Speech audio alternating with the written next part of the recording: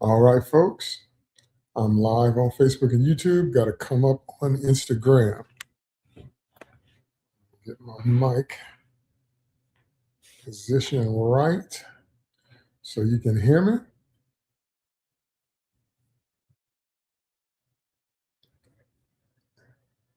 There we go. All right. I already see some people in the chat. Good to see you. Let me know when you're in the chat. Everybody sound off. And then at the end, give me comments as we go along. I'll read your comments at the end of my little diatribe today.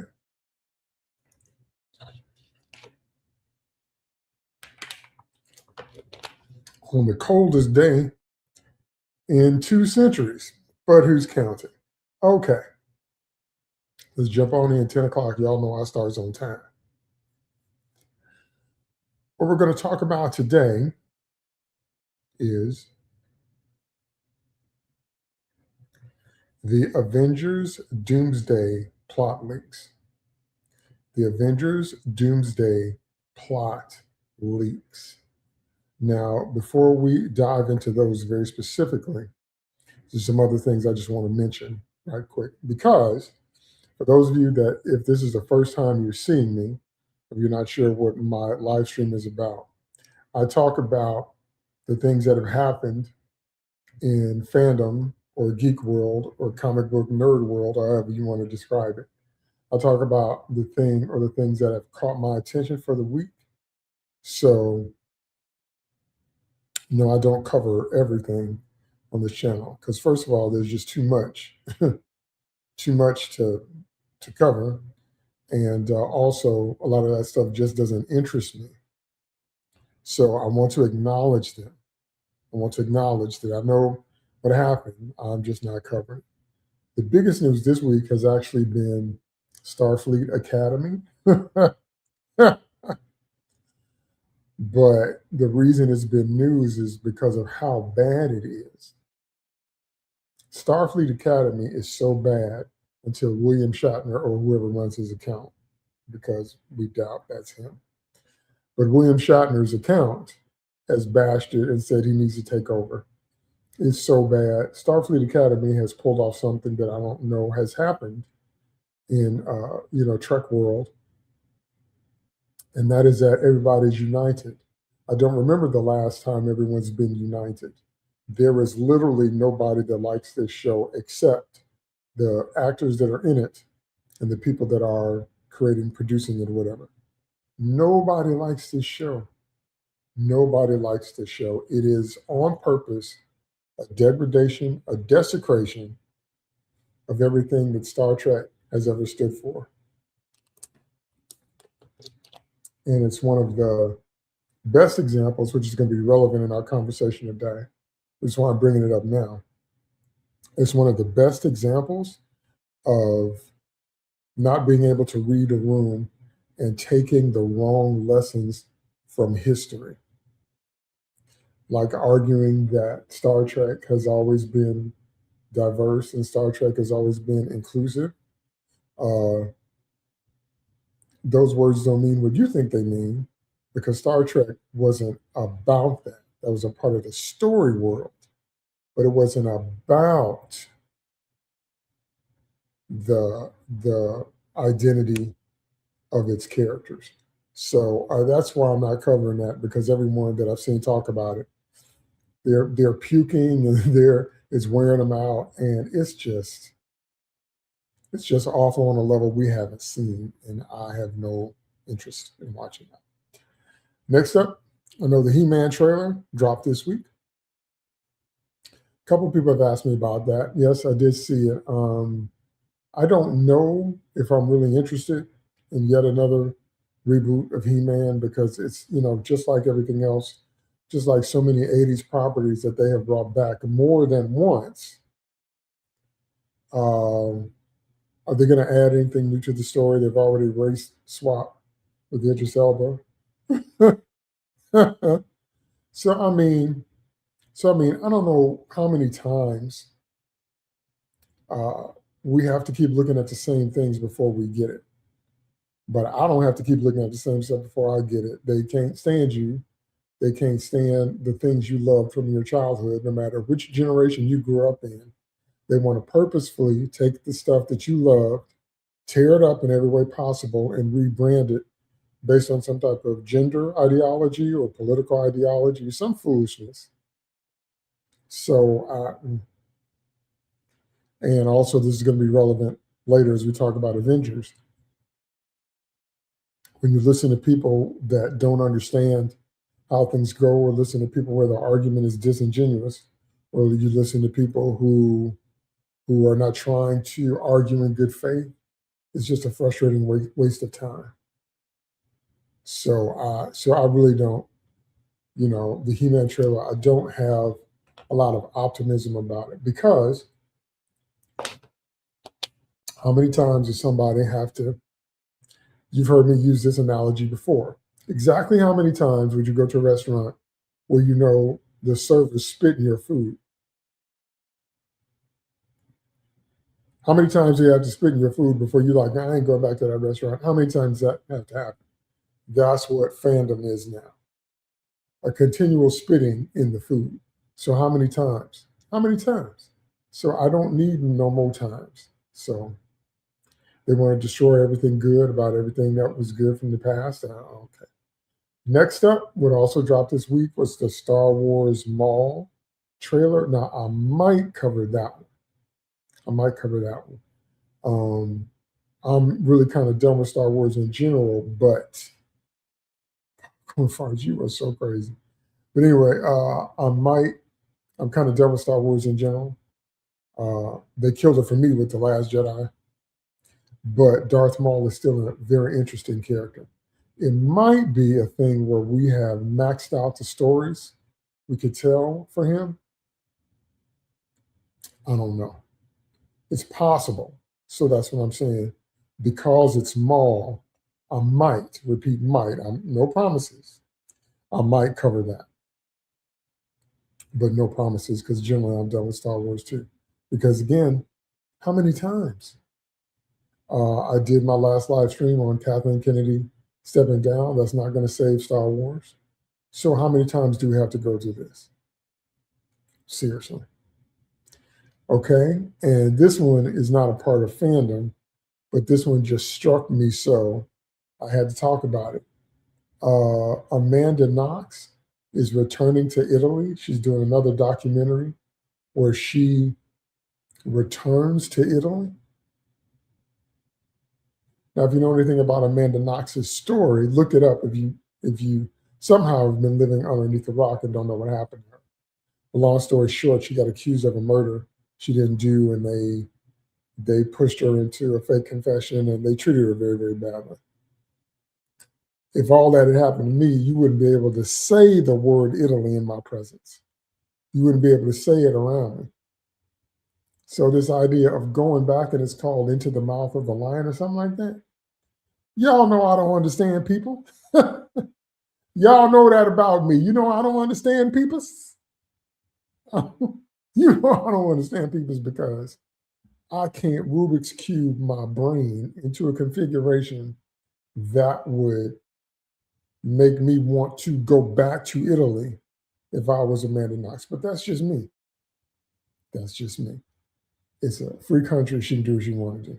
I just thought I'd mention that because I saw this week, and I was like, what? But anyway, so just wanted to acknowledge that I did see the other things that happened this week, but I'm just covering the one that jumped out the most to me. Okay, so on we go. So the Avengers Doomsday movie, which is supposed to drop Christmas of this year, which actually seems like a long way away, but it's not. It's going to be here before you know it. Okay, so the first official trailer for Doomsday is supposed to drop during the Super Bowl, and that's going to be on February 8th. So we're just a couple weeks away. That's going to be the first official trailer, the first official look that we get at the Avengers Doomsday film. So strategically, that's probably the smart move, because obviously they have the money to get a spot on Super Bowl advertising schedule, but probably good positioning in terms of getting the most eyes on it possible. Because obviously that's what you want. You want your trailer to get the most eyes on it possible. And you also want your trailer to excite people about seeing your film. So many of the trailers that I've seen lately maybe accomplished the first one, maybe. But trailers now, get ratioed on YouTube when the proportion of dislikes to likes is so bad. So it might get eyes on it, but that no longer means what it used to. And secondly, I haven't seen a trailer in about a year that made me excited about seeing the movie. I've covered some trailers on my channel, but I haven't seen a trailer, like I said, in about a year. I'm actually trying to remember the last time I saw a trailer and was excited about something. I think it was maybe Alien Earth. And then that turned out to be. Anyway, I think that's the last time I saw a trailer that got me excited about the content. But other than that, I can't really think of, so a trailer is supposed to accomplish those two things. We'll see if the Avengers Doomsday trailer pulls that off in the Super Bowl time, but I think Marvel is severely underestimating the apathy that they have generated. You've heard me say that before. I think they're severely underestimating the amount of people that still care. And you know what the biggest irony is? The biggest irony is they made a point to diss their longest time fans. Remember that we're the ones that read the comic books before comic book movies became, popular, or before they hit mainstream, or before there was an MCU as we know it.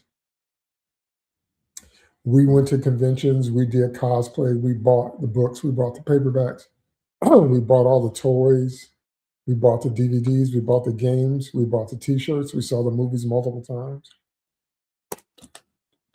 So then they said, we don't need them folks. So I don't really know if another Avengers movie is going to have the normie appeal, because this movie is going to be prohibitively expensive. We already know that. So for it to really push into the $1 billion plus territory, because they probably really needed to make $2 billion, because I don't see how the production costs alone are $500 million between all the actors and between the big names and all that, and what they had to do to draw all these actors back. I can't see the production budget, not the marketing budget. I can't see the production budget being less than 500 million. $500 million already, we're in the hole on this thing.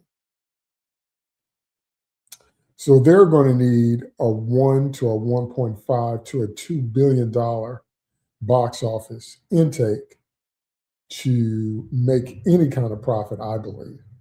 And so, like I said, they severely have underestimated the sheer amount of apathy that exists, because to make that kind of money, you need a normie audience, you need families, and you need repeat viewings. That's why Supergirl is not going to do what they wanted to do, just like Superman didn't do what they wanted to do, because they don't know how to read the room. And the one group of people that would go see this movie no matter what are the longtime comic book fans, not the modern audience they've been trying to court, not the fly-by-nighters, not the people that just got introduced to all this with the MCU back in 2008. Although those of us that have been around for decades, we're the only people that would be a guaranteed. Now, I grant you that there's not enough of us to push it to the $1 billion mark. Not nearly enough, I grant you. So if we're talking about hardcore comic fans, there's not nearly enough of us, not even worldwide, to make it to $1 billion status. For that, you need normies. But they've even turned the normies away because of the last 6 years of nothing but garbage shows. Wonder Man is coming up, and we talked about the trailer for that. That's going to be another garbage show, because it's going to be a wink at the actual Wonder Man. It's going to be Ultimate's Wonder Man. It's going to be meta. It's going to be a whole bunch of things that they think is clever, instead of giving us the Simon Williams that people have loved in the comics for decades. So, I mean, okay. So, Avengers Doomsday. So, the question then becomes, before we get into the leaks, the question becomes, what is Avengers Doomsday based on? What is Butt Kick Man? Yeah. What is Avengers Doomsday based on? Okay.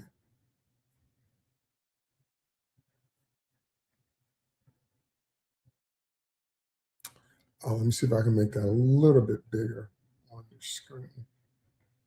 It's a little bit bigger. Avengers Doomsday is not, the Avengers Doomsday movie is not going to be a straight adaptation of anything. It's going to be what the MCU has always been, which is a mix of different things. The MCU is mainly rooted in the Ultimates universe, not the mainstream 616 universe. And even Iman Vellani, who played Kamala Khan, Ms. Marvel, she called Kevin Feige on that because the MCU is not 616. It's ridiculous to call it that because no, it's not. No, it's not. Okay.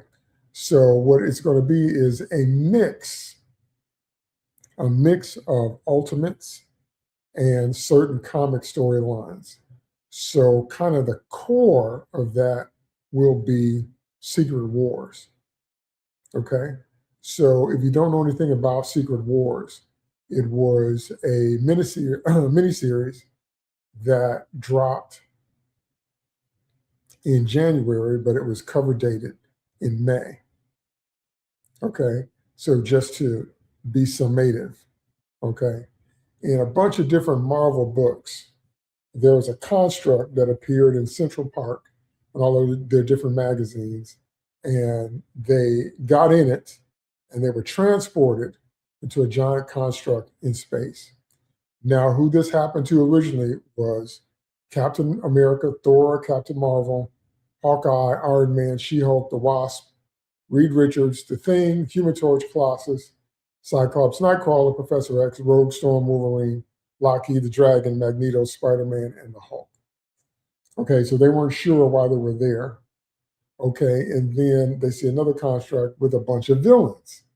Absorbing Man, Doctor Doom, Doctor Octopus, Enchantress, Galactus, Kang, the Lizard, Molecule Man, Ultron, Wrecker, Thunderball, Pile Driver, and Bulldozer. Okay. So, long story short, the villains are confused as to why they're there also, but the villains turn on each other quicker and they start fighting. And Ultron goes up against Galactus, and Galactus just kind of casually sucks the energy out of Ultron because Galactus has been staring at the stars all this time like he's above all the shenanigans. And so, so anyway,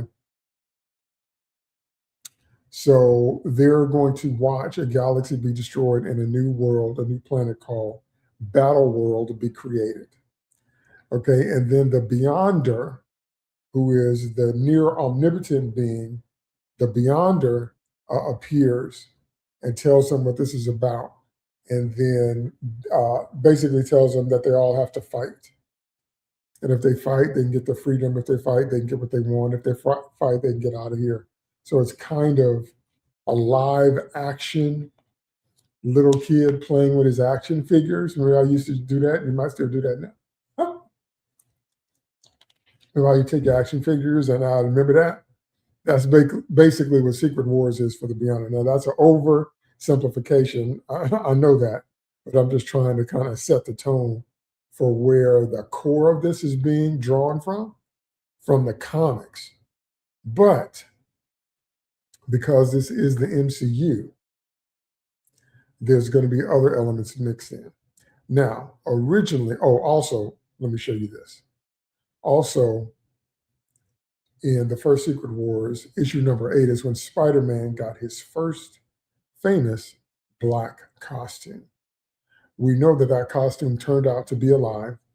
We know that that costume had bonded and fallen in love with Peter. It was an alien symbiote. Peter didn't know that at the time. Eventually, he separated from it because it was running his life when he was asleep. and then it hated him for it, and then it sussed out someone else that hated Peter as much as it did, and that turned out to be Eddie Brock, because Peter had ruined Eddie Brock's career by showing his poor journalism and poor camera work, and he was selling stories that were lies. So Eddie and the symbiote bonded, and they became Venom. That happened in the first comic book, Secret Wars, just so you know where that comes from. Okay, so now if you want to understand what Marvel is doing, however, in this, okay, this is going to be a little bit different than MCU, okay? So first of all, the first thing you got to understand is that the original plan was to build this around Kang. If you don't know anything about Kang from the comics, he's a time traveler. He's a bunch of things. He's like a Highlander in the sense of he lives multiple lives, but he actually has different identities that he exists under over time. So Kang in the comics has never really been my favorite character, but he is a complex character. And he did serve to be a huge nemesis and irritation and villain for the Avengers in the comics. Okay? But they shifted away from using Kang because of, all of the drama with the Jonathan Majors and all that different kind of stuff. And they were completely setting everything up to be revolving around Kang. But they shifted from that. Then they made it revolve around Doom. And then they brought Robert Downey Jr. back to play Dr. Doom. Okay? So they're going to keep the idea of battle world. They're going to keep the idea of multiverse incursions, okay? And they're going to use the existing characters in the MCU in that context. But again, this is a hybrid story that they're kind of telling for multiple reasons. This also is going to build off of things that we saw in Doctor Strange in the Multiverse of Madness and the Marvels. Now, Multiverse of Madness was supposed to be Doctor Strange 2. That was really Wanda Maximoff's movie. But so that and the Marvels, because the whole multiverse thing, where we have characters that we haven't necessarily seen in the main MCU, but now they're coming in from different worlds. Okay. And then they're going to incorporate the MCU's version of the Fantastic Four, which also comes from a different world. The ones that we met last year in 2025's Fantastic Four First Steps. So I doubt that Reed takes the same position in this movie that he did in the comics. I doubt that because this Reed, Pedro Pascal Reed has never been a good interpretation of Reed from the comics at all, to the point where I cannot see Reed Richards when I look at that man. I just can't. Funniest part about that is I can see Reed when I look at Ewan Gruffudd. I can still see Johnny Storm when I look at Chris Evans as Johnny. That's how good of an actor Chris Evans is. I can see him as Cap, and I can still see him as Johnny Storm. But Pedro Pascal is laughable.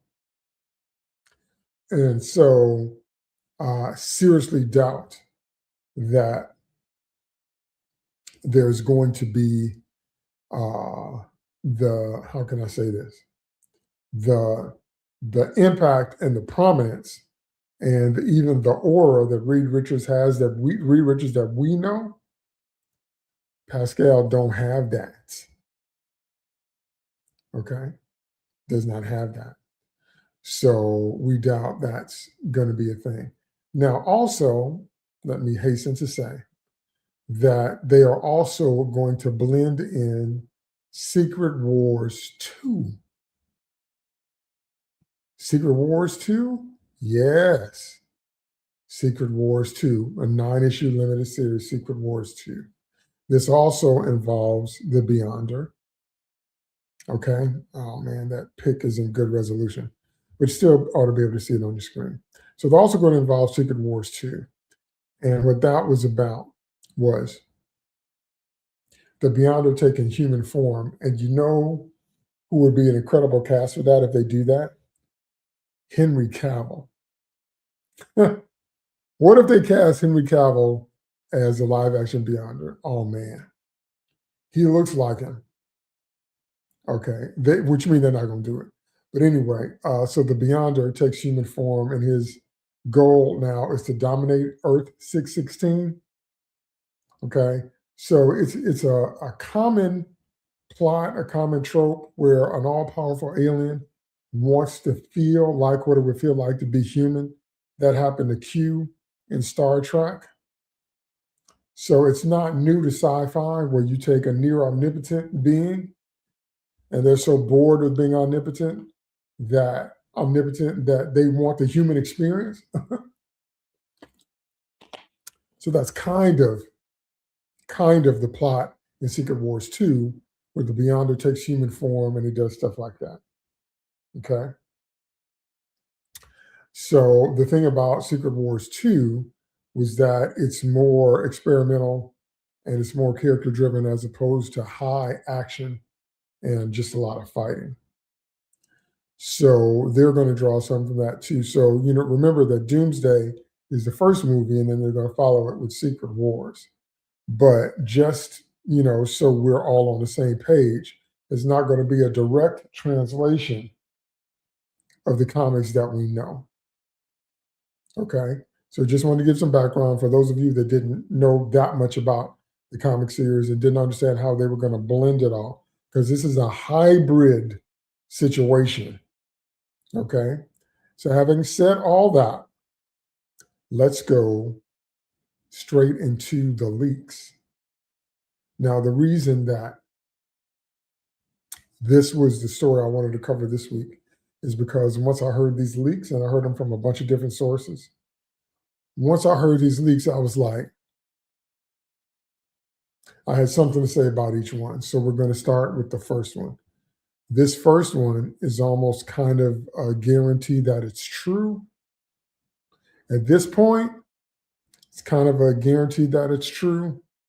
On the off chance that it's not, that'll be interesting. But at this point, I'm going to take it as if it's true at this point. And that's this right here. The core of the Avengers Doomsday movie is going to be that because Steve Rogers took the Infinity Stones back, but instead of just placing them back where they had agreed upon and then coming back, he decided to stay in the past and actually live his life with Peggy Carter in the time that Steve Rogers was originally from. Okay, so you have to understand that alone created 3 Captain Americas at least. Now, it always depends on which theory of time travel you're dealing with. And also, when you're dealing with the multiverse, understand that the multiverse is not time travel. So they're actually 2 different things. So when you're dealing with time travel, timeline convergence theory, that means you can have multiple timelines going at once, but at some point they can all merge into one. But also when you're dealing with that, when you're dealing with what we call incursions into the time stream, what that means is that changing the timeline has caused damage. So there are 3 Captain Americas. Captain America 1 is the Captain America we know that we saw in all the movies that lived all the adventures. First Avenger, Winter Soldier, Civil War, the Avengers films, Infinity War, Endgame. That's what we'll call original Cap. That's the one that in First Avenger went into the ice and then got pulled out. That's original Cap. When he went back, he created Second Cap because Second Cap was the Cap that he fought in the hallway. And so that's a separate timeline now because Captain America never fought himself in the hallway before original Cap went back. So now we got 2 timelines, that Second Cap. And then Steve going back and actually staying in the past. And by the time we see him again in the present, he's old. He's old man Steve. Okay, well, that means that's a 3rd timeline because he couldn't have gone in the ice and he couldn't have lived all the adventures that we saw in the movies if he stayed with Peggy. Because remember, in First Avenger, he took the plane into the ice and said goodbye to Peggy over the radio. He couldn't have done all that. He didn't if he actually lived a life with her. And remember, in the trailer, they showed him with a baby.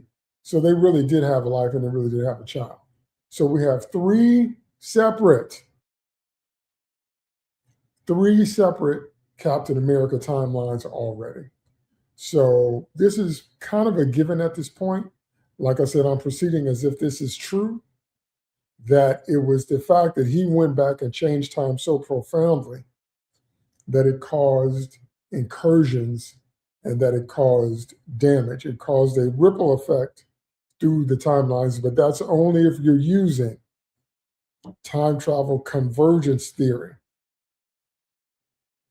If you're using separate timeline theory like they use in Back to the Future, when you change the past, you create a new timeline and the old one is gone. Because remember that Marty never got back to his original timeline ever. But time travel convergence theory means they all still exist and sometimes they can cross. So that's basically the idea that we've been believing all this time, that is going to be the event that sets off the chain of events. The inciting event is going to be Steve deciding to stay in the past with Peggy and live his life out with her. But what the leaks are saying now is that the ripple effect of that decision is going to kill Dr. Doom's wife. It's going to kill Dr. Doom's child, and it's what's going to cause him to be scarred. Now, if you know anything about Dr. Doom, you know that the actual Dr. Doom, his origin is inextricably tied into Reed Richards. Okay, for better or worse, they are blood brothers, they are blood enemies. Okay. So, but they're going to say with this one that Steve doing that is what caused the time ripples in Doom's world, and this is going to be Downey Jr. playing Doom. So he's going to be looking fine, and then this event causes him to lose his family and to become scarred. And so that's what motivates him to get the power that he needs to travel through time to try to get revenge on Steve Rogers or try to fix the timeline or whatever it is he tries to do. Because the jury's out on that too. Is he just going to be trying to get revenge on Steve? Is he going to be trying to control? Because once he develops his time machine and once he understands the multiverse, is he then going to try to reign and rule over them? Which, you know, isn't out of line for Doom, but so that kind of remains to be seen. If this is indeed his motivation, what we have yet to see are his goals. What are going to be his goals? Okay, so I'm already not liking it because it means everything's going to be a tragedy. It means that none of this is going to end well. Now, we know this is going to serve as a reboot. So if I haven't said it before, but I think I have, this is going to serve as the flashpoint of the MCU. This is going to be Flashpoint. So just like Barry Allen time traveled to save his mom, and that time traveling set off so many incursions, he changed major events. This is going to be like that. They're going to say that Steve Rogers' time traveling caused all these realities to shift. So this is going to be the MCU's Flashpoint. Except at the end of it, they're actually going to probably end everything. So in that sense, it's going to probably be like DC's Rebirth. So again, it's going to be a conglomeration of things. So they're going to use Doomsday and Secret Wars as movies to end the MCU as we know it. So we already know then that means that nobody's going to be getting happy endings. No one's going to be getting good endings. No one's going to be able to kind of ride off into the sunset and be happy. Do you remember that panel where Tim Drake said goodbye to Stephanie Brown, spoiler, and Red Robin? You remember that? And they were talking about how can we live without each other when the universe reboots? Will we still be together? Do you remember that? Oh, I mean, it was so heartbreaking. That's going to be these movies. I guarantee you. I guarantee you that's going to be these movies.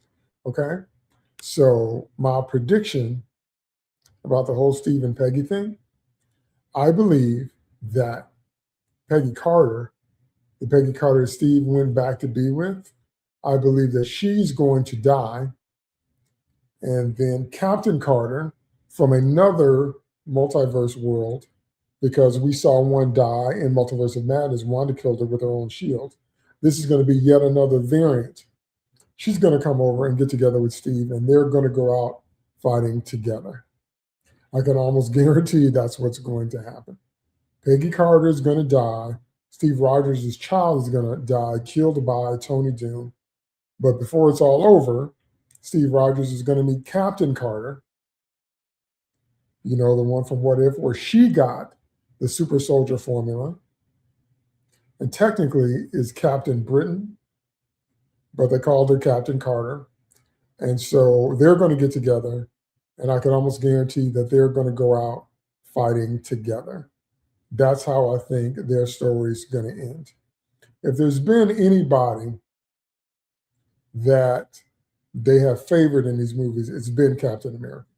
The Russo brothers have always loved Captain America because they destroyed Vision, they destroyed Thor, they destroyed the Hulk. Now, Steve destroyed his character. We've talked about that. I just talked about that on Twitter. He destroyed his character with Civil War, but I'm talking about, if we're talking about who got the short end of the stick, it's been the other major male players. Tony got a full arc, but Hulk, Thor, Vision. So the only one that they have loved all this time has been Capitan America. So I think if there's a chance of a quote unquote good ending or riding off into the sunset, I think these two are going to go out fighting together. Like we could see them jump into a portal or jump into a void and disappear, something like that. After they've confessed their love for each other, then they, you know, I can see that happening.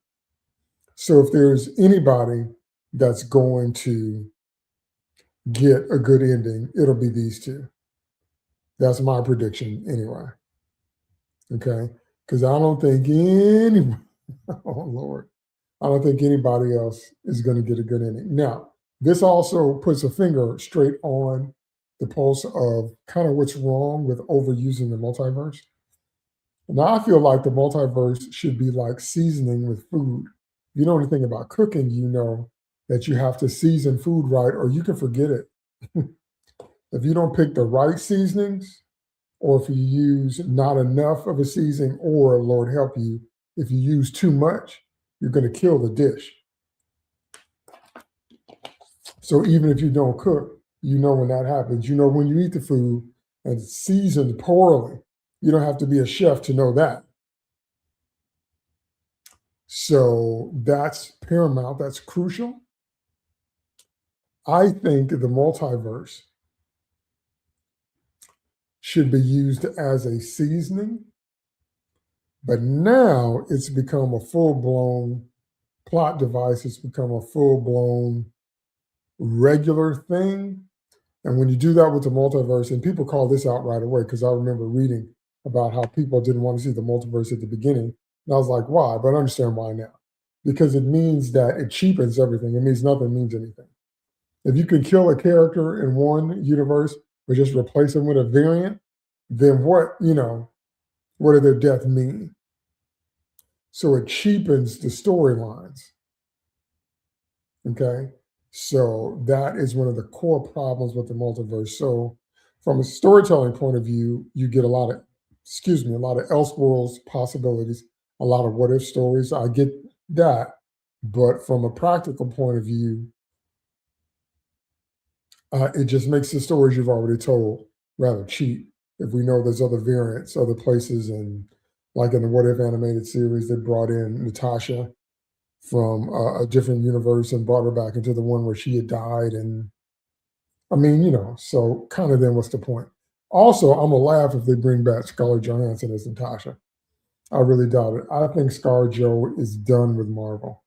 I think they made her so angry when they screwed her over with her movie deal. If you don't know about that, look that up and read that. But basically, she was supposed to get a cut of the profits from the ticket sales, and they released Black Widow on streaming before the 30-day or 45-day window was up.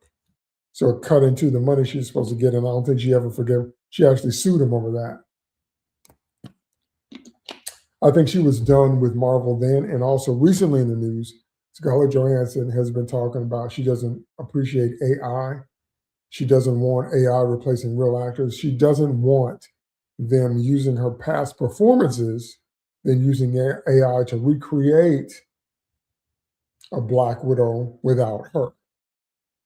So I don't think Scarlett Johansson has any love left for Marvel. I really don't.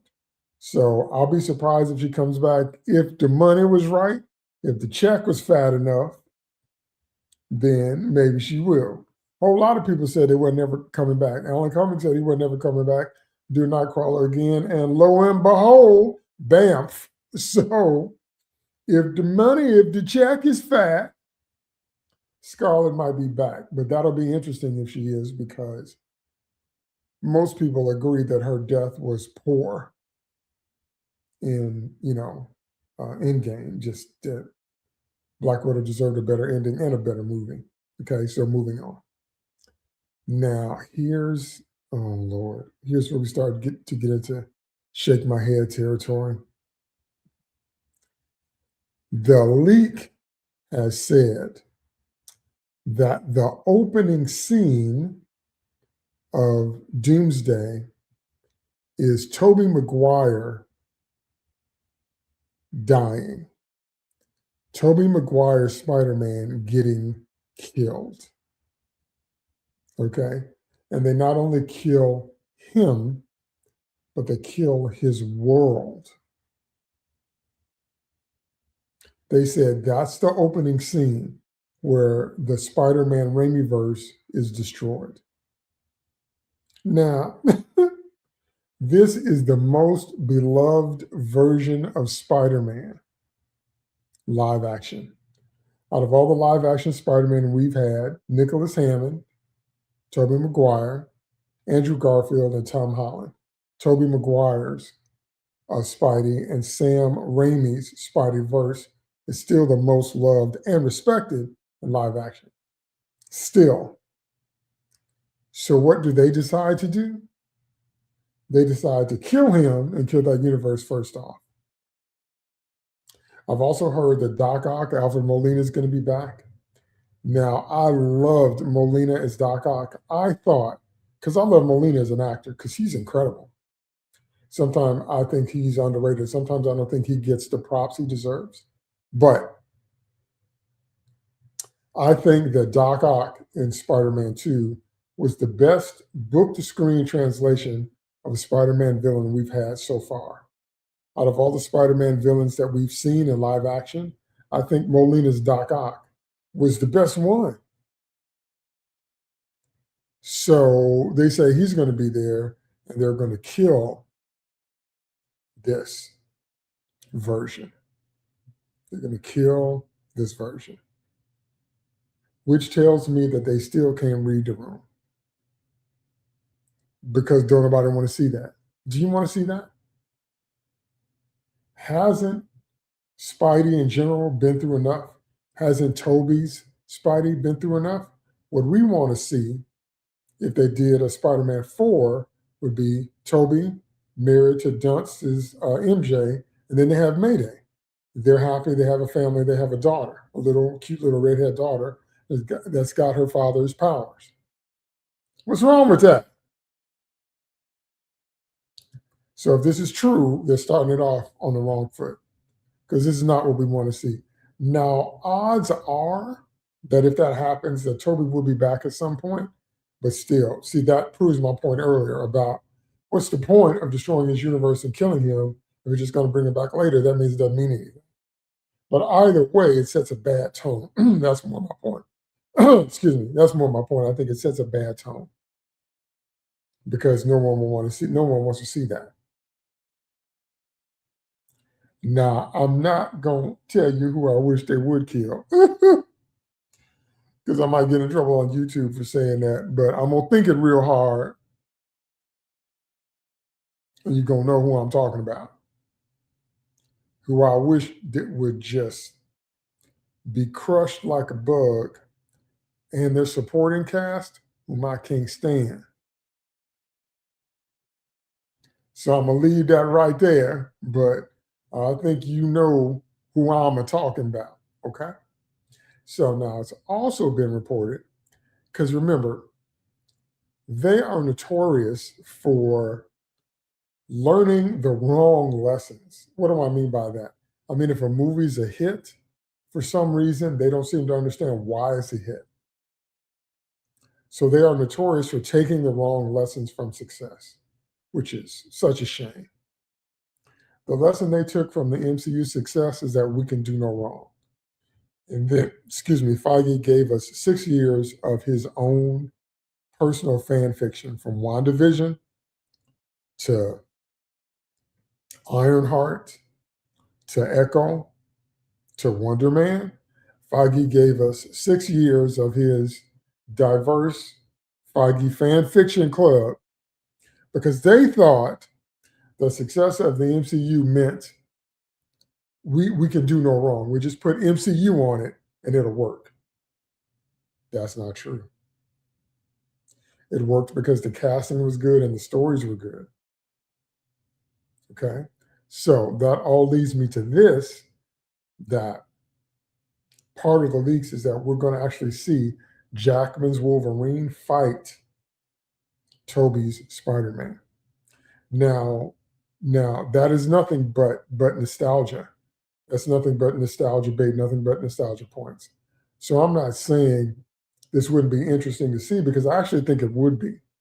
But I'm saying even it's the thing I got from Deadpool and Wolverine is that if we just fill the movie with nostalgia, that'll take us over the $1 billion mark.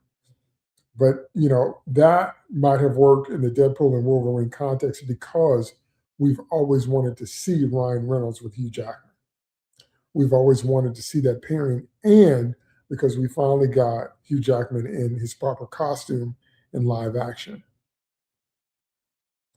So I'm saying that, and once again, we said goodbye to the Fox universe again with FF and X-Men and Elektra and Blade. But I'm saying just putting the characters together on the screen is not a guarantee of you going through the $1 billion mark. So the leaks said that we're going to see this fight. So I will admit that I think this fight might be interesting to see, but not if it ends poorly, and not, if it doesn't have anything, if it doesn't serve any purpose besides member berries. I don't think it's going to have the impact that they want it to have. And here comes the next big one. I made a tweet about this this week on Twitter, but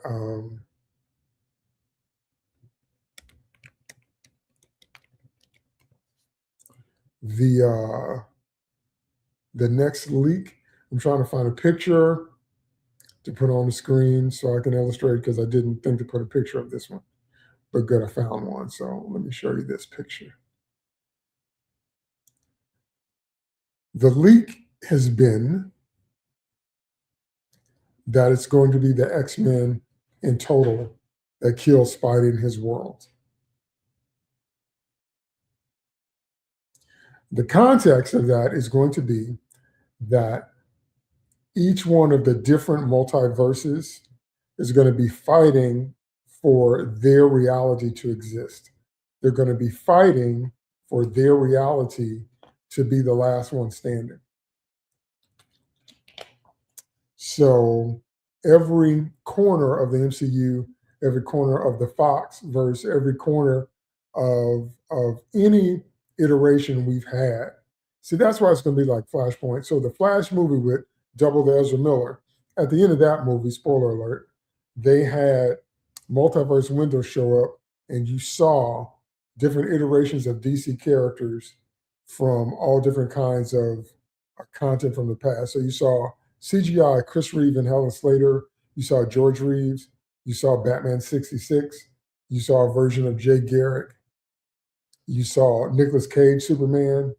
So that's what this movie is going to be in terms of every different kind of context we've seen is going to be fighting for the preservation of their timeline and or Earth or world.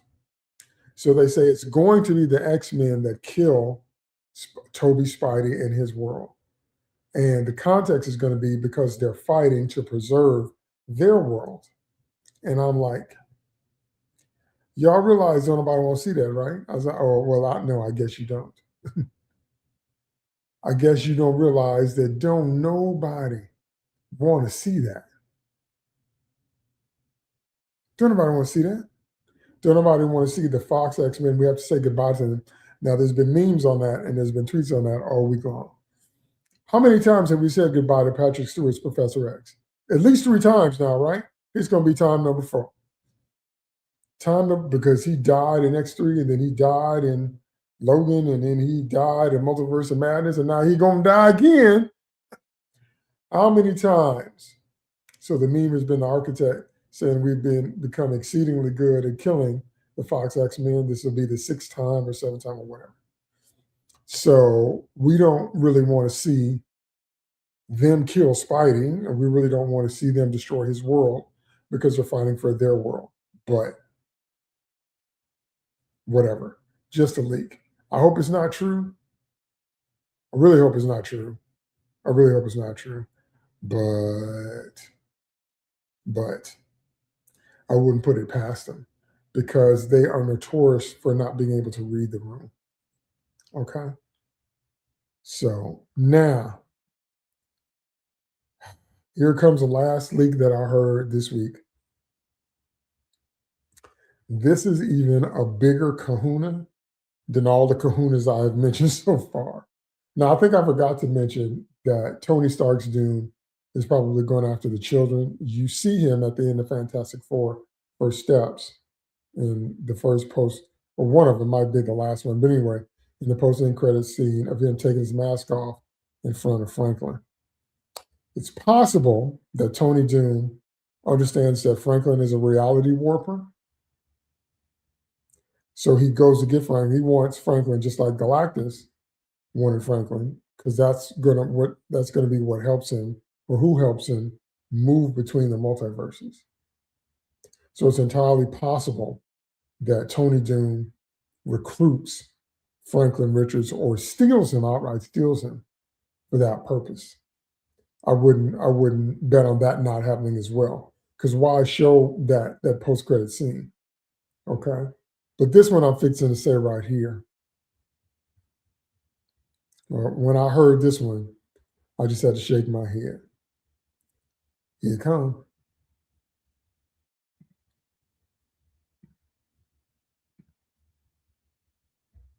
You seen it right, folks. Dr. Doom and Scarlet Witch. Dr. Doom and Wanda Maximoff. Now, let me hasten to say that this is actually not coming out of nowhere, because they actually do have a history in the comics, if you didn't know that. If you didn't know that Dr. Doom and Wanda actually have a history in the comics, they do. It's manipulative, it's multi-layered, it's warped, but it is there, okay? There's a storyline named Avengers, the Children's Crusade, where Doom gets involved with Wanda. Wanda was found an amnesiac Now remember, now Doctor Doom was the one that amped up Wanda's power, and that's what led to House of M, that the reality warp. So there is comic book precedent for this relationship. I'm just thinking about, Downey Jr. as Tony Doom and Elizabeth Olsen, and really. So anyway, in Children's Crusade, Wanda's an amnesiac. Doom finds her. Doom heals his own face, and then they become lovers. But the only reason that Doom hooked up with her, and the only reason Doom got romantically involved with her, is not because he actually cares about Wanda, because when does Doom ever do anything without an ulterior motive? If you don't understand that, then you don't understand Doctor Doom. Doctor Doom is always about himself all the time. Whatever he's doing on the surface is always about him. Okay? Doctor Doom, Victor Von Doom, is the textbook definition of a narcissist. Okay? So he hooks up with Wanda, but he's planning to absorb her powers. Okay? He does do it, and Doom gets elevated to almost godlike status before he gets beaten. So on one hand, we might have Doom stealing Franklin, try to reality warp. On the other hand, we might have Doom getting involved with Wanda, loving Wanda, but he's going to tempt her with the promise of actually bringing her children back. She's going to join him based on that premise, that Tony Doom promises her a return of her children. Now, if that happens, to borrow a line from Darth Vader, Obi-Wan's failure will be complete. It means Wanda Maximoff didn't learn nothing. Have you ever noticed she never tries to bring Quicksilver back? She never tries to bring Vision back, just them cheering. But anyway, it will mean that Wanda hasn't learned anything.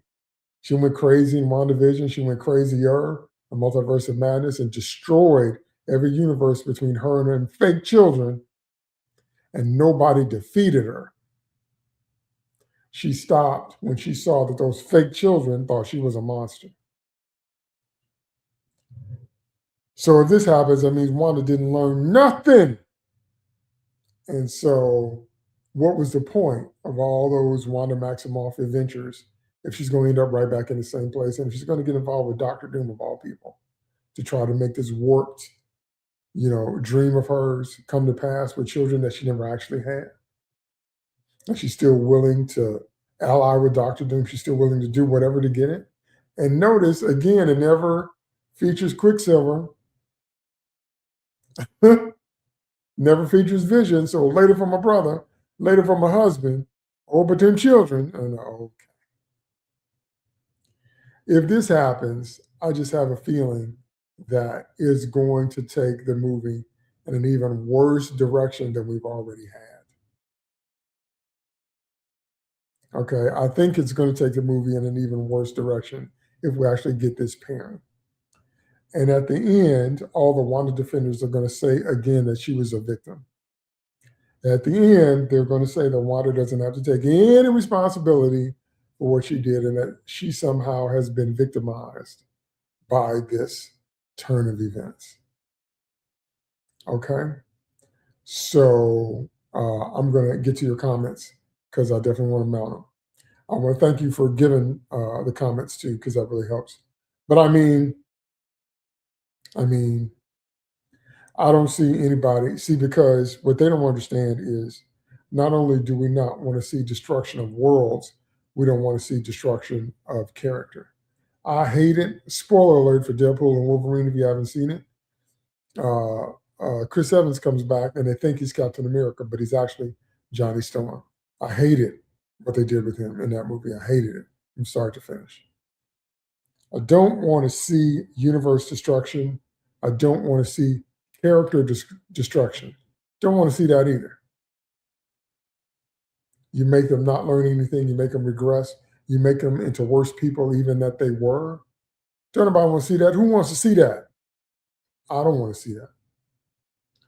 So I unfortunately do not have a lot of optimism for how these next two movies turn out.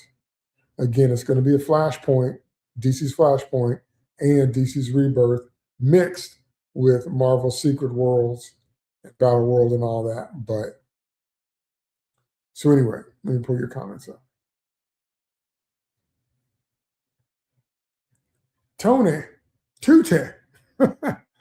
Tony's out there says, I used to do Star Trek live radio chats. The woke always made it hell, wanting to force their ideas into Trek. Well, they got their wishes and it's all come tumbling down on them. That's right. That's right.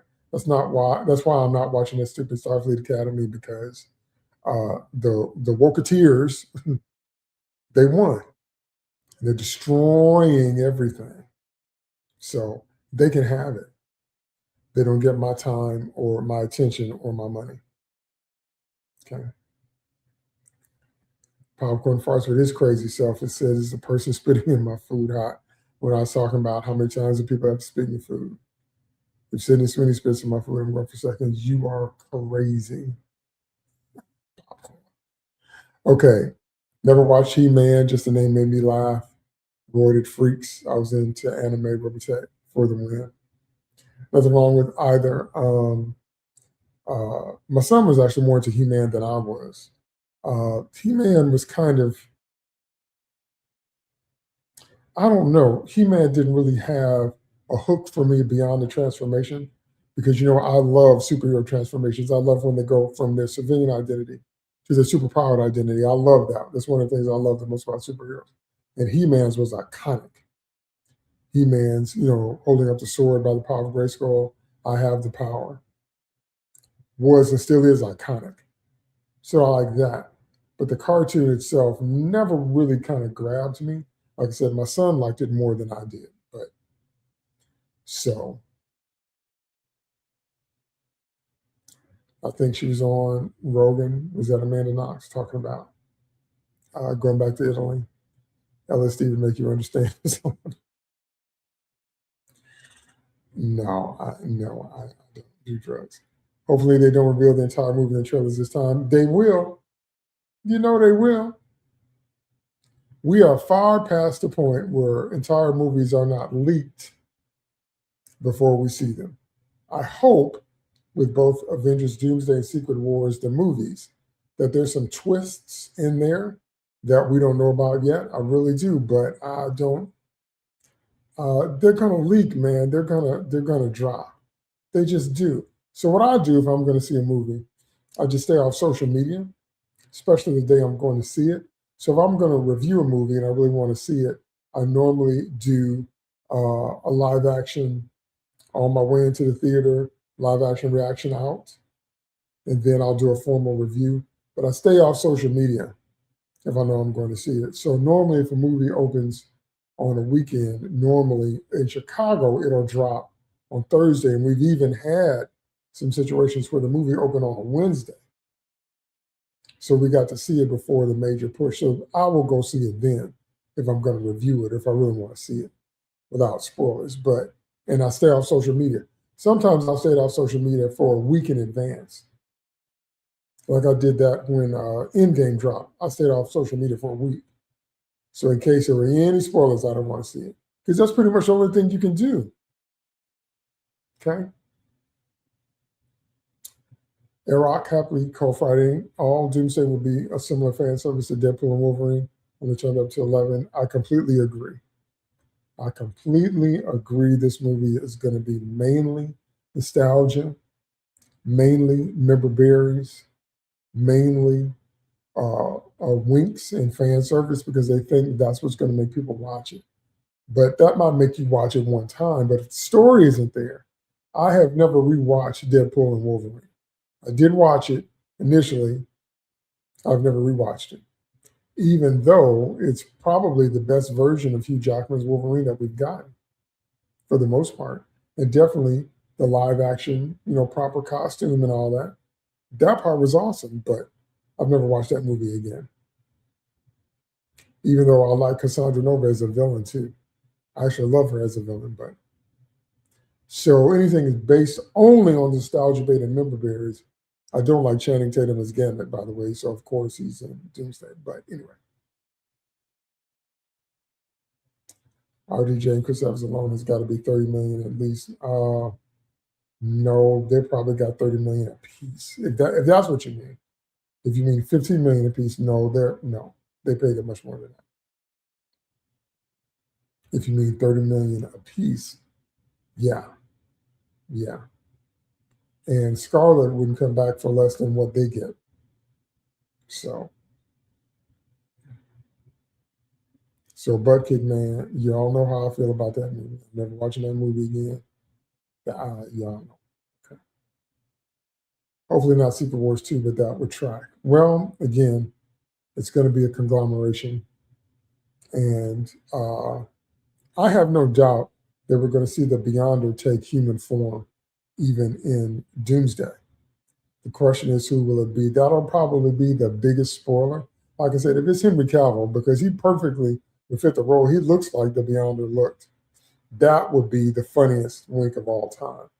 So I think the Beyonder will for sure manifest in human form if he's a part of this, because they seem to be making Doom the central part.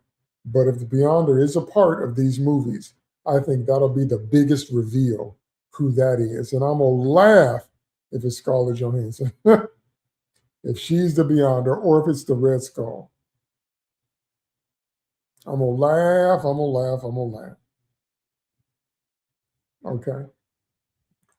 The actor for Wonder Man, why didn't they make him the new Black Panther, Night Thrasher, Clone Martian Manhunter? So many options. We know why, because every time they get a chance, they want to race swap. They want to ideologue. There is a Black Wonder Man in the comics, but he's from the Ultimate Universe. And I think he has maybe 2 appearances. So instead of, and they do make a nod to Simon Williams in the show.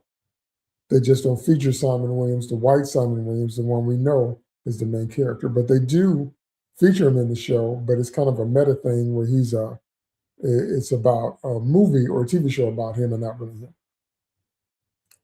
So they are determined to make white characters Black. They're determined to get rid of gingers and make them Black or Asian. They're determined to make straight characters gay. They're determined. They just determined.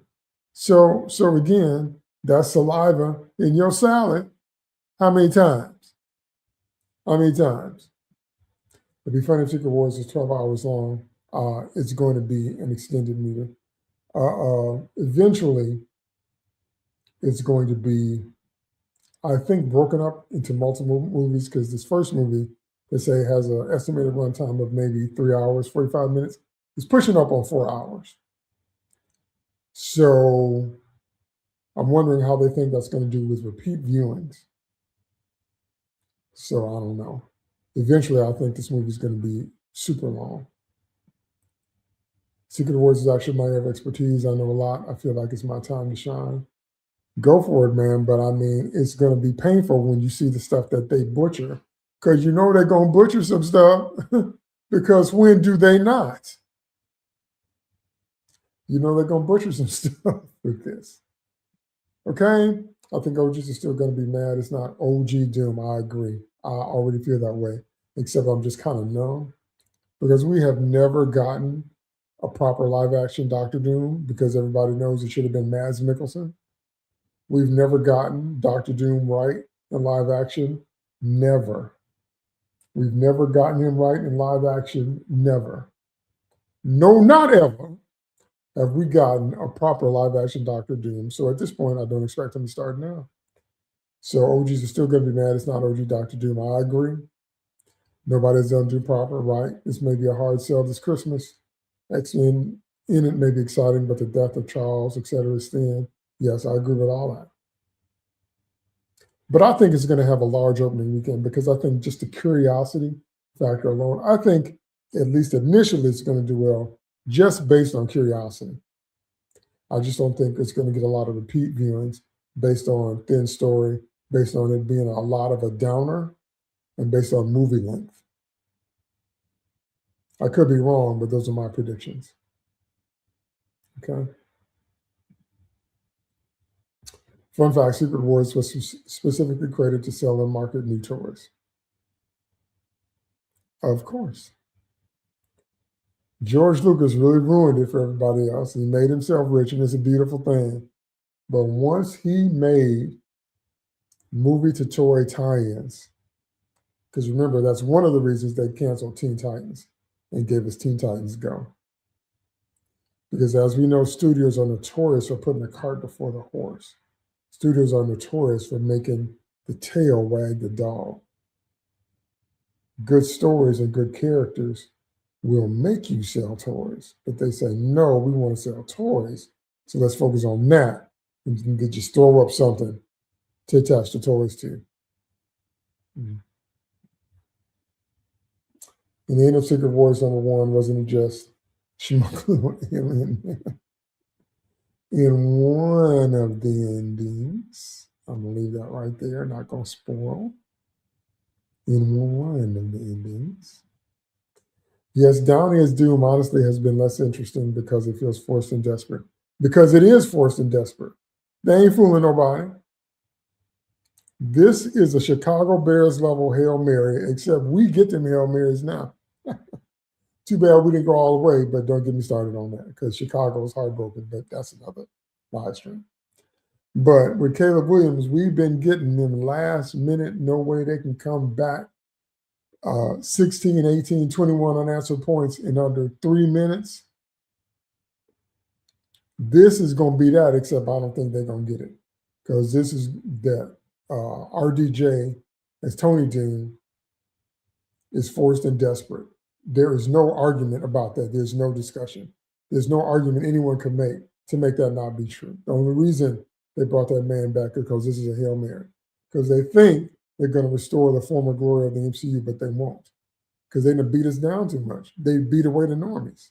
They done smashed everybody that cared. Nope. Beyond is a kid playing with his toys, exactly. He wants to know which is stronger, good versus evil. Yeah. I have that one graded with Stanley's signature. The first one, Secret Wars, or second one, or whatever, but that's awesome if you did. Awesome if you did. I have the original Secret Wars from Cajun. I have the original Secret Wars and the new version. Yeah. I actually like the new cover as well. Not that I didn't like the first cover, but I did like the updated covers. So they were really, really cool. If you believe Deadpool, he says he was on Battle World at the time and found a symbiote before Peter, but the symbiote rejected him because Wade was too crazy. That's kind of funny, but Deadpool's always making up stuff. So when you have a character where every word out their mouth is a lie, yeah, it's kind of funny, and it's also kind of like, so what, yeah, do whatever. After a while, when all you do is lie, don't nobody want to hear none of what you got to say, okay? As a Spidey fan, the symbiote suit was the most memorable part. Love drawing out one. Yeah, I mean, it was a game changer. It's one of the few times that one of the most popular characters in the world got a major costume change and it stuck. And not only did it stick, it spawned a whole new character and universe because it really did. That was the power of the Black Spider-Man costume turned symbiote, turned Venom, turned symbiote world. I mean, very rarely does that happen. Very rarely does that happen. So the black Spidey suit was really a big deal. It really was. Okay. Mike said he was an artist, originally supposed to be red and black. Marvel paid a fan $500 for that idea. Yeah, that I knew. If you didn't know that they did pay to gank that idea. They should give them the money back then. Stop, no, they aren't doing Secret Wars 2, or yes, they will. Symbiote suit was fire for the time. It's still fire now. They should have left it just Spidey and the black suit and Venom. And then sometimes Spidey made another costume based on the black suit. Normally when he's kind of like dark Spidey, when he's kind of like emo Spidey, when he's not in a good mood, he goes dark now. They can't make Secret Wars 2 any worse in the comics. You can only go creatively. And have you been paying attention? Have you been paying? They made Ironheart worse in live action than she was in the comics.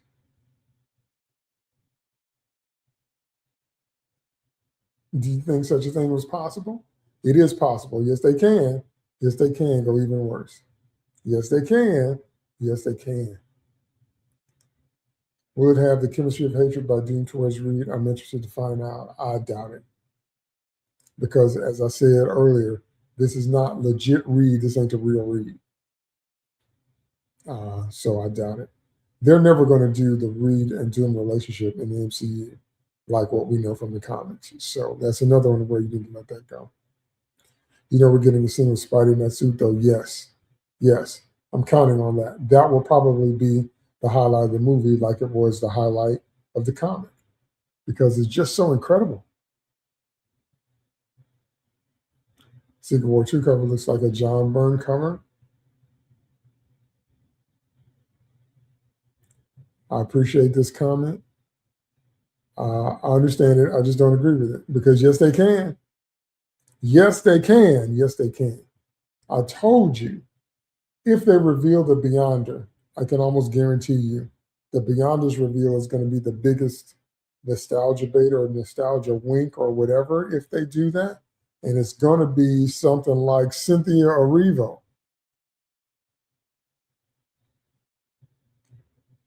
Yes, it will be. Yes, it will be. Remember how they made the Ancient One a woman and not Asian? Do you remember that? If they reveal the Beyonder, this time the Beyonder's going to be a woman. I would almost guarantee that. I can't 100% guarantee it because I haven't seen the movie and I haven't heard a leak, but just based on their track record, I would almost guarantee that if they reveal the Beyonder at all in these movies, going to be a woman this time. My issue is it would be Cap's fault and the focus is not Doom versus Mr. Fantastic. That's right. That's right. That's what I'm saying. So we have to let go of our comic book expectations from the jump because Reed and Doom, Reed in general, is not going to be a major character, not going to be the focus. They're going to make all this be Cap. Secret Wars 2 was a running joke in comic shops in the 90s. Yeah, it didn't have the same impact. Not going to lie, so far, I like the premise. Well, I mean, if there was any fun left in Marvel movies, I might like it, but there's no way it ends well. There just isn't any way. Like I said, if someone gets a good ending, it's going to be Steve and Peggy. And that's going to be it. What's going to be really awkward is if they put Steve in a scene with Peggy and Sharon. Oh, that's going to be a conversation. But I too worked in a comic store in the late 80s, early 90s. Like it's going to be busy with all the time, my stuff, and then you see the one sitting there holding it all together now. Supposedly, now it'd be funny if the female version of Loki turns out to be the Beyonder, wouldn't it? That'd be funny. What if they bring the Council of Reeds into this and they bring back every live action Reed Richards we've had? Krasinski, Gruffalo, Miles Teller. What if they do that? And the dude from the Roger Corman thing. What if they bring them all back? That would be a trip. There's some plot holes in the boat, but so far I'm still in. Yeah, lots of plot holes. Okay. Way different than Secret Wars plot. It will be. It's be like me releasing a Cinderella movie, but the plot is Rambo. Well, tune up. Get ready because they're not going to honor the comics. They're going to steal from the comics. They should have killed Doom's mom. He always had that mommy issue thing. Wanted to bring her back from hell and Mephisto. At least they could try and make it close to origin stories. Yeah, that might have been interesting. But then they would have had to involve Ironheart because Ironheart got involved with Mephisto and don't care if I never see her again. Okay. I don't see any way around them not ending or rebooting. Yes, because they have to recast with new actors. They're going to start the MCU over because the other actors are too old to continue. Patrick Stewart has said this is going to be his last acting role, period. So yeah, they do have to reboot and start over, but I'm saying there's no chance for a happy ending. There's no chance for it ending well is going to be destruction and devastation. I'm a Spider-Man fan, so I eat heartbreak for breakfast. I'm a Spider-Man fan too, but I think Peter needs to win every now and then. Unpopular opinion, but I like Anthony Mackie as new Captain America. You can have him. There's nothing about that worked for me, but go for it. I like Anthony Mackie as the Falcon. I think he's great in the role. His Cap is too preachy and just kind of there. Yeah. Captain America's a super soldier by definition. So,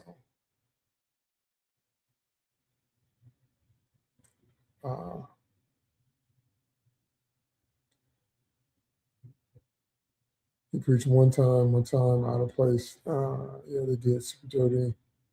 He just resonates. Captain me. No, he has preached more than that one time. You talking about the senator, you need to do better? He's preached more than that.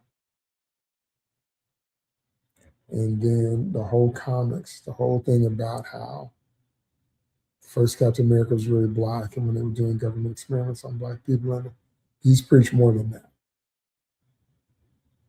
People have preached around him as well. Hope he doesn't hand the shield back to Steve. The optics would be awful. Maybe. He needs to give the shield back to Steve, as far as I'm concerned. But that's just me. That would be epic, though. I mean, alphabet epic. Immediately raises the stakes. It should be Andrew Garfield's universe, though. Wouldn't surprise me that they do that to Toby. They basically did that to the Torch and Deadpool. That's exactly what I'm talking about. Exactly what I'm talking about. And I hated it. Okay? I think, can't they kill 2005 man? Because that wouldn't make enough people angry. Remember the phrase that the term I coined, spite right? These people do spite right. They do things to spite fans on purpose. Killing Man-Thing would not make enough people angry. Molina was excellent as Doc Ock. Could never get into Foe's Goblin. He felt too overpowered. Yes, much too overpowered. And he looked like he was assimilated by the board. That mask was ridiculous. I couldn't take him seriously. Just couldn't.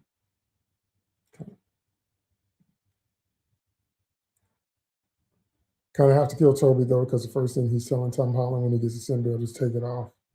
Maybe. I'll buy a ticket to see those two fight. I'm assuming you mean Wolverine and Spidey. Like I said, that'll be interesting, but not if it's the X-Men that destroy Spidey's world. It won't be. Spidey should blow Wolverine's mind with his speed. Logan should not be able to land much and just get more mad to stalemate. I agree, if they do Spider-Man right. Spider-Man's faster than bullets, remember, at point blank range. You put a pistol right in Spider-Man's face and he can dodge it. So Wolverine is not that fast. Okay, so I agree. He shouldn't be able to lay a finger on Spidey. Secret Wars was born as a cash grab, win as a cash grab, and I believe will make a lot of money. I believe it'll gross a lot in its opening weekend, but I think there's going to be a steep fall off. I could be wrong, but I don't. We have to get into the $2 billion mark, understand, for them to make any real money off this, and I don't see that happening. Okay. Why can't they kill the Howard the Duck universe? That would be funny.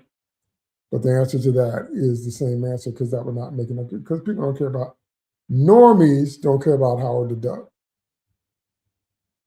And it wouldn't make enough comic book fans mad if they did that. They got to make us mad. That's their goal. To pull a Silver Surfer that was a woman out of the comics for 2 panels and use her instead of Norm. They do stuff like that. To pull a Black Wonder Man out of the comics that had 2 appearances and make him be the star of the show. They do stuff like that. This is spite right. This is saliva in your salad. How many times? How many times before we get it? How many times? Okay. Be nice to see a Howard cameo, maybe. Just once I want to see Professor X hop out his wheelchair and do a dance. That would be funny. You know what would also be funny? If he did martial arts. If Professor X jumped out of the chair and he's Neo. Oh, the memes. But anyway, when Secret Wars Doom does create a utopia, that's not going to happen here. For God's sake, this is meant to appeal to Tumblr. That's on point right there. That's the truth. Sad, but true. The shippers. Wanda Doom makes sense. He's always been after supernatural occult powers again, usually for his mommy issues, I think. Like I said, there's a precedent in the comics. This is not unheard of. I just think it's going to be weird having Downey as Tony Doom with Elizabeth Olsen as a romantic couple. I just think it's going to be weird. Wanda actually has been with him in Captain America and a bunch of other people, Hawkeye. Wanda kind of got around in the comics because Wanda was always kind of vulnerable and frail, and the men couldn't resist trying to take care of her. So she actually has had multiple lovers besides Vision. So that's not unprecedented. I'm just saying in live action, I think it's going to be weird. Just like Wanda and Vision got together in the comics, in live action, it was weird from start to finish. Okay. Do they resurrect Vision and make him watch? I see that. Will they cut Vision? Yes, if at all possible. They wasted Evan Peters for a penis joke? Yes, they did. Yes, they did. I'm trying to tell you, saliva in the salad.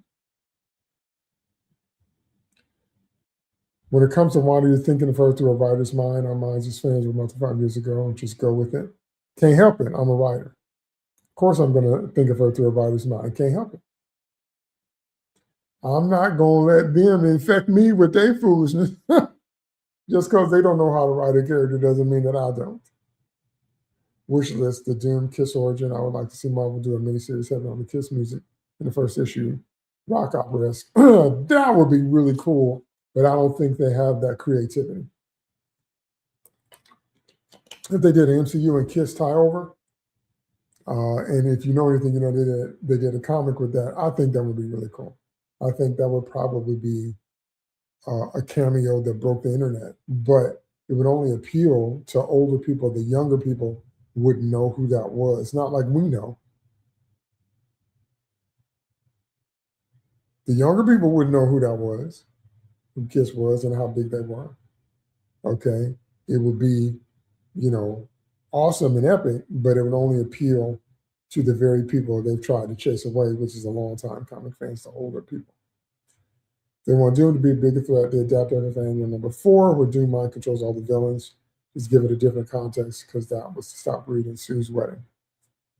Now, I could really see that happening in these movies. I could really see it being a situation where he does use mind control. So I think this is legit as an option in terms of how they could position Doom to affect all the other villains. So I could definitely see that happening. After become massively successful again for Disney to even attain that idea, you mean the Kiss idea, the rock opera? Yeah, they're not going to do that. Closest good live action Doom is Joseph Culp. He kind of went to Marvel 82, said we need to bring toy sales up, so Marvel came out with Secret Wars.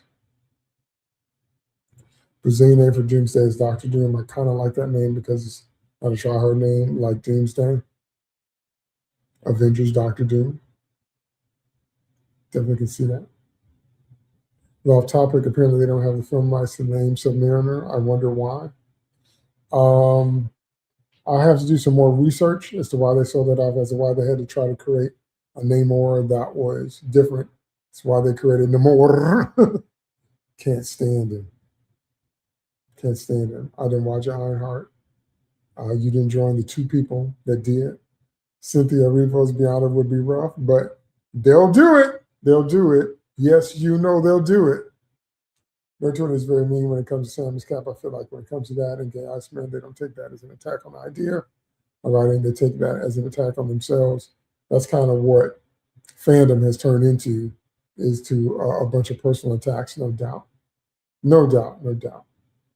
All right, I'm going to call it there. I've been on an hour and a half, so I want to thank you guys for watching live. Thank you for your comments. I'm really trying to get my channel to be popping more, because there's some more stuff I want to do, some more books I want to release this year. So you guys really, really help me out. So please like this video. Please share this video. And those of you that are watching it on replay, please leave me some comments, because that helps. You know, we got to deal with Mr. Algae Rhythm. Mr. Algae Rhythm is like that uncle to come over for Thanksgiving and don't leave. He always there in the background eating up everything, Mr. Algae Rhythm. So we got to deal with that. So thanks so much, you guys. I just want you to know. I do appreciate you watching me live. I do appreciate your comments. And I do appreciate your liking and sharing and subscribing and all that. I really do. I really do. And my chat guests are awesome. Okay.